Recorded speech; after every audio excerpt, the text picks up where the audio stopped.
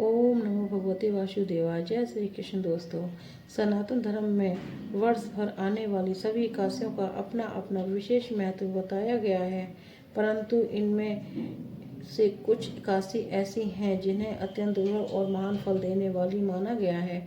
उन्हीं में से एक है पाप मोचनी एकादशी। जैसा कि इसके नाम से ही स्पष्ट होता है, पाप मोचनी अर्थात वो दिव्य तिथि जो मनुष्य के जीवन में किए गए समस्त पापों को नष्ट करने वाली मानी जाती है। शास्त्रों में कहा गया है कि मनुष्य अपने जीवन में जाने अनजाने अनेक प्रकार के पाप कर बैठता है, कभी क्रोध में, कभी लोभ में, कभी मोह में और कभी अज्ञानतावश। ऐसे कर्म हो जाते हैं जिनका भार आत्मा को लंबे समय तक उठाना पड़ता है। यही पाप धीरे धीरे मनुष्य के जीवन में दुख, कष्ट और बाधाओं का कारण बनते हैं। लेकिन भगवान विष्णु की असीम कृपा से वर्ष में एक ऐसा पावन दिन आता है जब सच्चे मन से किए गया व्रत और भक्ति इन पापों को मिटाने की शक्ति रखता है, और वही दिव्य दिन है चैत्र मास के कृष्ण पक्ष की पाप मोचनी एकादशी। भक्तों, शास्त्रों में कहा गया है कि पाप मोचनी एकादशी की इस पावन कथा को श्रद्धा और भक्ति भाव से सुनने मात्र से ही मनुष्य के अनेक जन्मों के पाप नष्ट हो जाते हैं। इसलिए इस दिव्य कथा को अंत तक अवश्य सुने और भगवान श्री कृष्ण की असीम कृपा के साक्षी बने। मान्यता है कि जो व्यक्ति इस दिन पूर्ण श्रद्धा और भक्ति से भगवान विष्णु का स्मरण करते हुए उपवास करता है, उसके जन्म जन्मांतर के पाप भी धीरे धीरे समाप्त होने लगते हैं और उसके जीवन में सुख, शांति और समृद्धि का मार्ग खुलने लगता है। ऐसा कहा जाता है कि इस दिन भगवान विष्णु अपने भक्तों पर विशेष कृपा करते हैं और सच्चे मन से की गई प्रार्थना अवश्य सुनते हैं। इस बार यह एकादशी और भी विशेष मानी जा रही है क्योंकि इसी दिन मीन संक्रांति का पावन संयोग भी बन रहा है। संक्रांति के दिन सूर्य देव की पूजा, तर्पण और दान का विशेष महत्व होता है। इसलिए यह दिन साधारण जप, तप और पुण्य अर्जित करने के लिए अत्यंत शुभ माना गया है। वर्ष 2026 में पाप मोचनी एकादशी 15 मार्च रविवार को मनाई जाएगी। भक्तों, इस बार एकादशी तिथि 2 दिन में पड़ रही है, इसलिए बहुत से लोग के मन में यह प्रश्न उठ रहा है कि व्रत किस दिन रखना चाहिए। शास्त्रों के अनुसार इस बार एकादशी तिथि 14 मार्च 2026 शनिवार की सुबह 8:12 से प्रारंभ होकर 15 मार्च 2026 रविवार को सुबह 9:16 तक रहेगी। परंतु 14 मार्च को एकादशी के साथ 10वीं तिथि का प्रभाव भी मिल रहा है, इसलिए इसे शुद्ध एकादशी नहीं माना जाता। इसी कारण वे वैष्णव और गृहस्थ दोनों के लिए 15 मार्च को रविवार को व्रत रखना उत्तम बताया गया है।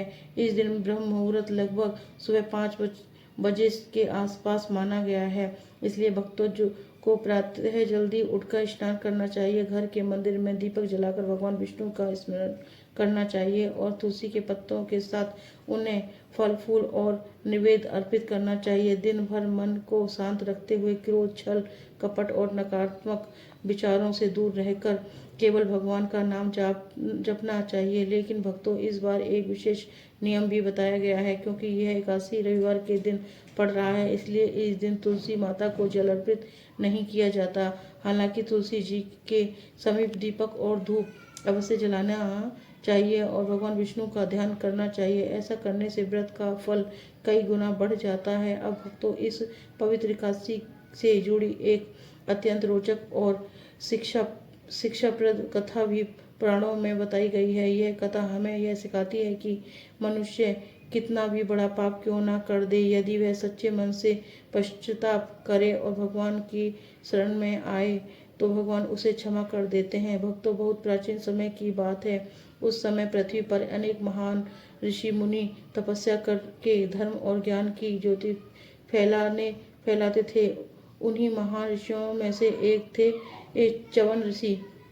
वे अत्यंत तेजस्वी, विद्वान और महान तेजस्वी थे। उनके आश्रम में सदैव वेदों का पाठ, यज्ञ और तपस्या का वातावरण बना रहता था। च्यवन ऋषि का एक पुत्र था जिनका नाम था मेधावी। मेधावी बचपन से ही अत्यंत बुद्धिमान, शांत और धर्मपरायण था। उसे संसार के भौतिक सुखों में कोई रुचि नहीं थी। उसका मन केवल भगवान की भक्ति और तपस्या में लगता था। जब वह थोड़ा बड़ा हुआ तो उसने अपने पिता की अनुमति लेकर वन में जाकर कठोर तपस्या करने का निश्चय किया। मेधावी ऋषि एक घने और शांत वन में चले गए। वहां चारों ओर ऊंचाइयों, वृक्ष, बहती हुई निर्मल नदियां और पक्षियों का मधुर कलरव था। उस पवित्र वातावरण में उन्होंने एक स्थान चुनकर तपस्या आरंभ कर दी। वे दिन रात भगवान विष्णु का ध्यान करते, मंत्रों का जाप करते और कई कई दिनों तक अन्न जल का त्याग करके साधना में लीन रहते। धीरे धीरे उनकी तपस्या इतनी कठोर हो गई कि उन्हें शरीर से तेज निकलने लगा और पूरे वन में एक अद्भुत देवता फैल गई। उनकी तपस्या की चर्चा धीरे धीरे देवलोक तक पहुंचने लगी। देवता भी उनके तप से प्रभाव से आश्चर्यचकित थे। जब यह समाचार देवराज इंद्र तक पहुंचा तो वे चिंतित हो उठे। इंद्र को भय होने लगा कि यदि मेधावी ऋषि की तपस्या इसी प्रकार बढ़ती रहे तो कहीं वे अपने तप के प्रभाव से स्वर्गलोक का अधिकार ही न प्राप्त कर लें। इसलिए उन्होंने उनकी तपस्या भंग करने की योजना बनाई। उन्होंने स्वर्ग की एक अत्यंत सुंदर और मोहक अप्सरा को बुलाया जिसका नाम था मंजू घोषा अपनी अद्भुत सुंदरता और मधुर स्वर के लिए पूरे स्वर्ग में प्रसिद्ध थी। इंद्र ने उसे आदेश दिया कि वह पृथ्वी पर जाकर किसी भी प्रकार मेधावी ऋषि के तपस्या को भंग कर दे। इंद्र की आज्ञा पाकर मंदुघोषा पृथ्वी लोक की ओर चल पड़ी। वो उस गहने वन में पहुंची जहां मधुरेशा गहने ध्यान में लीन थे। चारों ओर गहरी शांति छाई हुई थी। वृक्षों के पत्ते भी मानो धीरे धीरे हिल रहे हों ताकि ऋषि की साधना में कोई विघ्न न आ जाए। उसी समय मंजू घोषा ने अपनी वीणा निकाली और मधुर स्वर में गीत गाना शुरू कर दिया। उनकी मधुर आवाज पूरे वन में गूंजने लगी। धीरे धीरे वे स्वर इतना मोहक हो गया कि मेधावी ऋषि का ध्यान भंग होने लगा और कुछ ही क्षणों में उन्होंने अपनी आंखें खोल दी और जैसे ही उनकी दृष्टि मंजू घोषा पर पड़ी उसी क्षण से उनका तपस्या की दशा बदलने लगी। जब मेधावी ऋषि ने अपनी आंखों खोली तो सामने खड़ी मंजू घोषा को अद्भुत सुंदरता को देखकर वे कुछ क्षणों के लिए स्तंभ रह गए। वे अप्सरा अपने हाथों में वीणा लिए मधुर स्वर में गा रही थी। उनके गीत की ध्वनि पूरे वन में गूंज रही थी मानो वसंत ऋतु स्वयं वहां उतर आई हो। उनके मधुर संगीत और आकर्षण रूप को मेधावी ऋषि के मन को विचलित कर दिया। धीरे धीरे उनका ध्यान भंग हो गया और उनके भीतर वैराग्य की जगह मोह उत्पन्न होने लगा। यही वह क्षण था जब उनकी वर्षों की तपस्या कमजोर पड़ने लगी थी। मंजू घोषा भी अपने उद्देश्य को समझते हुए वहीं रहने लगी। समय धीरे धीरे बीतने लगा। दिन बीते, महीने बीते और महीने वर्षों में बदल गए। कहा जाता है कि 57 वर्षों पर मेधावी ऋषि मंजू घोषा के साथ उसी वन में रहते रहे और उन्हें यह आभास भी नहीं हुआ कि इतना लंबा समय बीत चुका है। एक दिन अचानक जैसे किसी ने उनके अंतःकरण को झिझोड़ते कहा दिया कि मन में वैराग्य जगा और उन्हें अपनी तपस्या याद आ गई। उन्होंने चारों ओर देखा और मन ही मन सोचने लगे कि क्या कर रहा हूँ, मेरी साधना का क्या हुआ। मैंने तो भगवान की प्राप्ति के लिए यह मार्ग चुना था, फिर मैं इस मोह में कैसे फंस गया।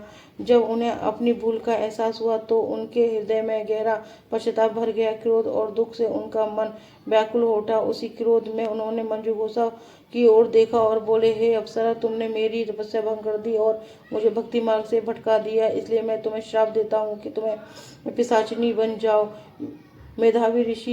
मेधावी ऋषि के मुख से श्राप सुनते ही मंजू घोषा भय से कांप उठी। उसका चेहरा पीला पड़ गया। वह तुरंत ऋषि के चरणों में गिर पड़ी और करुण स्वर में बोली, हे महर्षि, मुझ पर दया कर कीजिए। मैं तो देवराज इंद्र की आज्ञा से यहाँ आई थी। मैंने जानबूझकर आपको कष्ट नहीं दिया। यदि मुझसे कोई अपराध हुआ हो तो कृपया मुझसे क्षमा कर दीजिए और मुझे इस श्राप से मुक्ति पाने की कोई उपाय बताइए। मंजू घोषा की विनती सुनकर मेधावी ऋषि का क्रोध धीरे धीरे शांत होने लगा। उनके हृदय में दया जागी और उन्होंने कुछ क्षण ध्यान किया। फिर शांत स्वर में बोले, हे मंजू घोषा, अब जो श्राप मेरे मुख से निकल चुका है वह व्यर्थ नहीं जा सकता, लेकिन मैं तुम्हें एक उपाय बताता हूँ। यदि तुम चैत्र मास की कृष्ण पक्ष की पाप मोचनी एकादशी का व्रत श्रद्धा और भक्ति से करोगी तो इस श्राप से मुक्त हो जाओगे। ऋषि के मुख से यह वचन सुनकर मंजू घोषा की आशा की एक किरण दिखाई दी। उन्होंने मन ही मन संकल्प लिया कि वह पूरी श्रद्धा से इस व्रत को करेंगी। जब वह